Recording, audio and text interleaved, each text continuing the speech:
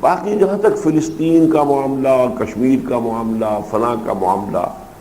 ان معاملات کے بارے میں اچھی طرح سمجھ لیجئے کہ ایک نقطہ نظر یہ ہے کہ یہ بظاہر تو اسلام کے دشمنوں کے ہاتھوں ہم پر مصیبتیں آ رہی ہیں، حقیقتاً یہ اللہ کا عذاب ہے ہم پر، اس لیے کہ اللہ نے امت مسلمہ کی حیثیت سے جو ذمہ داری ہمیں سونپی تھی وہ ہم نے ادا نہیں کی۔ اللہ کا عذاب، جیسے مکے میں جب ابو جہل مار رہا تھا تو وہ اللہ کی آزمائش تھی۔ وہ ہاتھ جو ہے ابو جہل کا تھا جس سے کوڑا پڑا ہے، جس پر بھی پڑا ہے، لیکن اللہ فرماتے ہیں وَلَقَدْ فَتَنَّ الَّذِينَ مِنْ، ہم آزما رہے ہیں، ہم آزمائیں گے، وَلَنَبْلُوَنَّكُمْ بِشَيْءٍ مِنَ الْخَوْفِ وَالْجُوعِ۔ تو وہ آزمائش تھی صحابہ کرام کی اللہ کی طرف سے، اگرچہ بظاہر وہ ان لوگوں کے ہاتھوں آ رہی تھی۔ اس حوالے سے یہ جان لیجئے کہ اس وقت امت کا جو حال ہے وہ سزا کا ہے، عذاب کا ہے۔ آپ کتاب میری پڑھ چکے ہیں، سابقہ اور موجودہ اصل مسلمان امتوں کا ماضی حال اور مستقبل۔ وہ امت جو اتنی لاڈلی پیاری تھی کہ یہاں تک پہنچ گئی، نحن ابناء اللہ واحباہ، ہم تو اللہ کے بیٹوں کے مانند ہیں، بڑے چہیتے ہیں، ان پر جو جو کوڑے پڑے ہیں اللہ کے عذاب کے۔ فَلِمَ يُعَذِّبُكُمْ بِذُنُوبِكُمْ بَلْ أَنْتُمْ بَشَرٌ مِّمَّنْ خَلَقَ۔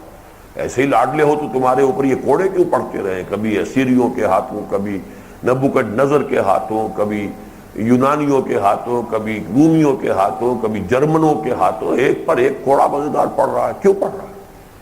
تمہارے کرتوتوں کی سزا دے رہے ہیں، اس لیے کہ ہم نے تمہیں ایک اونچا مقام دیا تھا اور تم نے اس کے تقاضوں کو پورا نہیں کیا۔ بعین ہی وہی مسلمانوں کے ساتھ ہو رہا ہے اور شدید سے شدید تر ہوتا جائے گا جب تک کہ امت مسلمہ اس فرض منصبی کو ادا نہ کرے۔ اور اس فرض منصبی کا منیمم تقاضا یہ ہے کہ کم سے کم ایک ملک دنیا میں سائزیبل ایسا ہونا چاہیے کہ جس میں وہ اللہ کے دین کو قائم کر کے دنیا کو دکھا سکیں یہ ہے اللہ کا دین، صحیح نمائندگی کر سکے روئے ارضی پر اللہ کی، ورنہ وہ مس ریپرزینٹ کر رہے ہیں اللہ کو اور اس کی جرم کی سزا جو ہے انہیں مل رہی ہے۔ جن لوگوں کی سمجھ میں یہ بات آ گئی ہو وہ تو اپنی ساری توانائی، ساری قوتیں، سارے اوقات جو بھی ہیں، ہر شخص کا اپنا دھندا ہے، اپنے بال بچوں کا پیٹ بھی پالنا ہے، اپنے بھی کچھ ضروریات ہیں، اس سے جو بھی وقت بچاتا ہے یا جو بھی سرمایہ بچاتا ہے، اب اس کی انویسٹمنٹ کہاں کرے گا؟ جس کی سمجھ میں یہ بات آ گئی ہے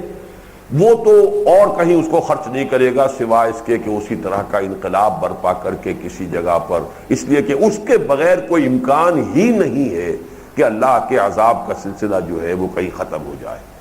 وہ ایک جگہ سے کوئی تھوڑا کم ہوگا، دوسری جگہ زیادہ ہو جائے گا، دوسری جگہ سے کم ہوگا۔ جیسے فساد خون ہوتا ہے، مولانا مودودی نے یہ مثال ایک زمانے میں دی تھی کہ خون کا فساد ہے، ایک تھوڑا یہاں نکل آیا ہے، آپ نے اس کی خوب مرہم پٹی کی، پلٹس باندھی، سب کچھ کیا، لیکن آپ نے فساد خون کا علاج نہیں کیا، وہ منہ ٹھیک ہو جائے گا، کسی اور جگہ تھوڑا نکل آئے گا۔ تو فساد امت جو ہے وہ کیا ہے؟ وہ یہ ہے کہ جو امت کا فرض منصبی تھا وہ اسے ادا نہیں کر رہی۔ تو جن لوگوں کی سمجھ میں یہ بات آ جائے ان کی تو لاجیکلی پھر ان کی ساری توجہ، ساری توانائیاں، سارے اوقات صرف ہونے چاہیے اس پر کہ گویا کہ اصل کیوریٹو ٹریٹمنٹ جو ہے اس پر مرکوز کریں۔